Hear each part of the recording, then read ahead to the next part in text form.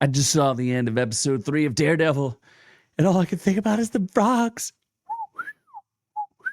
Hold on. I think I could get it better than that. Let's go to the real source.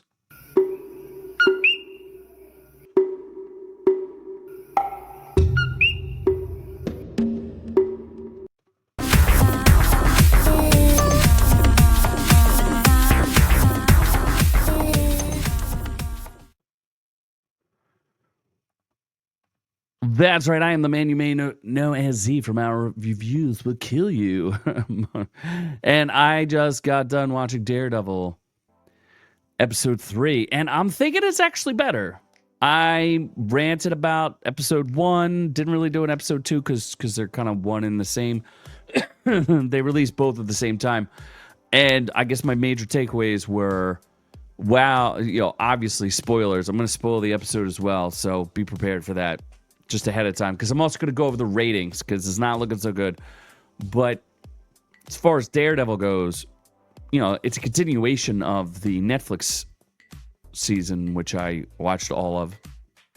And the first thing they do is rug pull you and bring back the three triumvirate main characters of, Foggy Nelson, Paige, and Matt Murdock. And then they just kill off Foggy because Disney hates you. And then on top of that, they give you a changed Kingpin who is 100% a cuck to his wife. She cheats on him and is trying to usurp his power as the crime lord, which all of those things suck because he was busy getting beaten up by Echo's whammon powers. All things I cannot stand.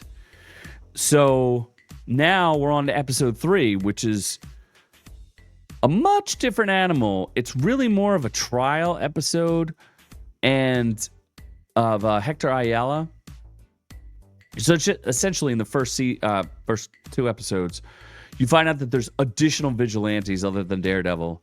There's one named White Tiger who has a magical amulet who fights crime, and you don't get to see anything that he does except for in security cams, which is pretty stupid. They should have fleshed out his backstory a little bit so that way we could see what was going on. Wouldn't that be a great idea? But they did not do that. So, what do they do to me here? Let's share the screen. So what ends up happening is they take it to trial, and what happened was Victor Aiello saw some cops. He didn't know they were cops at the time. Saw some guys beating up a dude on the train station. He was not in costume. He was not the White Tiger. And he was, in fact, he tries to break up this fight. One of the cops trips over their bodies on the ground and falls in front of a train and dies.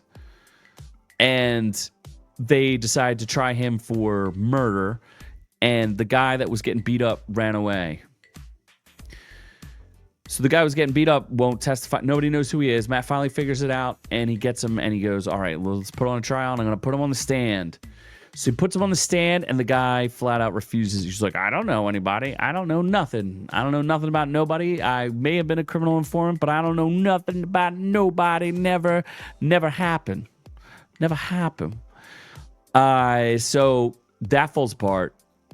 So Matt has to spin on his, he has to flip. He has to figure out a new strategy. In the meantime, the Kingpin is in therapy. Oh my God, I hate that.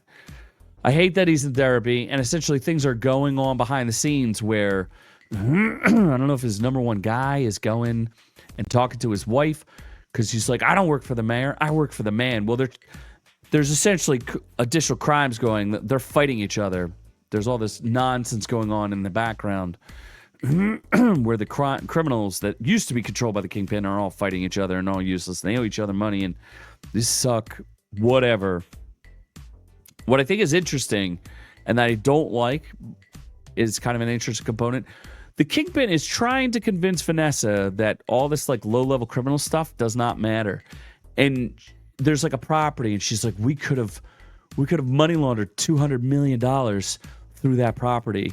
And Kingpin's like, babe, I'm moving on to bigger things. She's like, what could that possibly be? Lady, he's the freaking mayor of New York City. He's one step away. He's running the largest city in the USA. If he does a really good job there, he could be president. Or he could be a governor. I mean, you're talking like, is this lady this small brain, teeny tiny brain? She doesn't think about anything. The man literally could be one of the most powerful people in the entire country, and she's worried about $200 billion being money laundered because she wants to money launder some drugs through her thugs that she's banging. Like, he should just kill this chick already. She's the worst. She's so dumb, and she's undermining him. She's like, don't make me wonder if I have to trust you anymore, Vanessa. I love you with my whole heart, but if you undermine me, so help me. So let's take a look at what the reviews say here. Let me finish. They have the trial, and Matt Murdock flips, and he says, I have to reveal his secret identity. He proves to the jury that this vigilante, White Tiger, is a man of integrity, and that he would not have murdered a cop in cold blood. And clearly there's more to the story, and there's a shadow of a doubt as to whether or not he actually committed murder in the first, second, and third. I think it's a little weird they charged him with all three, because usually that's not how that works. But don't worry about it. Criminal stuff. Usually third-degree murder is like, oh, I tripped and accidentally killed somebody. It's like criminal negligence. I don't know that they established grounds for, premeditated murder all the way down to he tripped. Like, you usually got to pick one or two. You can't take them all. That's not how this crime thing works. But I don't know. Maybe I'm not an attorney. Just saying.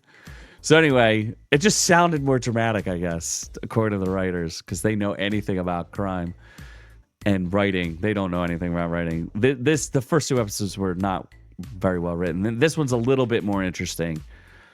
And the other funny part is Matt Murdock literally paints a target on his. I would not want to be represented by Matt Murdock because he literally paints a target on his client's back where the client is. As soon as he's set free, immediately he's murdered by a Punisher type character who just goes up and caps him right in the head. Like, it's the dumbest thing ever. I really like don't get me wrong, I like the episode, but it's ridiculous that the man immediately, the night he gets released, goes out and immediately gets murdered. And you have Wilson Fisk on record saying, vigilantism won't be tolerated. So then someone immediately goes out and murders a vigilante, and no one's going to point a finger at Wilson Fisk, huh? Even though he does this on the record interview claiming to know exactly what's going on. It's beyond stupid writing, but I like the premise. There's an idea here, and I like the courtroom drama. I like them trying to get the witness and all that type of stuff, but it's just not very well executed, and the ratings will bear that out. What's fascinating here is IGN is like, let's just go down to the bottom because I don't need them. A slower, inelegant episode without Daredevil gets by thanks of emotional, shocking White Tiger storyline. And I really did enjoy, I kind of like, there's a story he tells about going back to Puerto Rico. And in Puerto Rico, there's these beautiful frogs that make that little noise. And the frogs, and they end the episode after he's murdered with the frogs, with the noise of the frogs. If the guy loved Puerto Rico so much, why didn't he just go back there? Why is he struggling in New York City? Like, what are you doing there, dude? But the verdict, they're like, it's a little underwhelming compared to the great 1-2 punch of the premiere. I hated the 1-2 punch of the premiere. I actually thought this is a more subdued episode, was really much better. I liked Hector Ayala, and the actor was great. And they really did I thought it was a cool job for, you take some time back to recoil. Let's have an introspective courtroom drama episode where you get to hear Matt use his specific abilities to hear, oh, he's listening to the cops. He could tell the dude's heartbeat is racing, like all sorts of things. So I think it's a good setup, too, because now what does he do? He just painted a target on his client back and gets him executed, right? But then let's get to the ratings. This is not good, folks. Nobody trusts Marvel anymore. 7.5 million viewers on Disney Plus in the first 5 days. That might sound like a lot, but it's not good. Agatha All Along did 9.3 in his first week in September. It's bad. It's real bad. In fact, I think all of the not all the Star Wars shows, because obviously Acolyte sucks. It's probably closer to Acolyte than it is anything else. I didn't really look it up, but I heard that Ahsoka did better than this. And yes, Ahsoka's getting a second season. This is not good. Now, if they keep putting out episodes like this one, I think it will do better because people will hear that things are a little bit better, and they'll keep going back on it. Keep taking a look. I'm going to stick it out because I really like the actors. I really hope Vanessa dies. I am tired of her trying to cuck the Kingpin. I'm so tired of it. She keeps defending her like, you're just going after my guys because I was banging them. And it's like, yeah, I'm going to get rid of them because you were banging them. So anyway, let me know what you guys think. Did you watch this? Are you still interested? I would love to have a dialogue. I think it's, do you think it's going to get not canceled, but do you think it'll actually get a season 2? Is the Punisher going to tie into this in a meaningful way? Because I think the Punisher episode, people keep hearing that they're dripping the Punisher. You even saw graffiti on the wall. It said something real stupid, though, like, don't trust or something dumb with the Punisher. I don't really know what it's about. I guess we'll find out more about it. Let me know what you think in the comments down below. I do appreciate you listening. Love it, in fact. Like, subscribe. Thank you for checking it out. I'm one of the few people who's actually still reviewing this thing. Everybody else seems to have given up. And, you know, I have a positive opinion rather than a negative opinion. I give it to you straight here, folks. I told you, I didn't hate, but I really didn't like the first 2 episodes. I thought this one was much better. A little more heartfelt. It's the frogs. I fell for the frogs. Anyway, you know what to do. Like, subscribe, but I'm on to the next one. Live streams and catch us on all the socials. Oh. Thanks for catching the video. Be sure to join our channel to get the education you deserve. Make sure you check out our shorts, live streams, and catch us on all the socials. Don't forget to like and subscribe.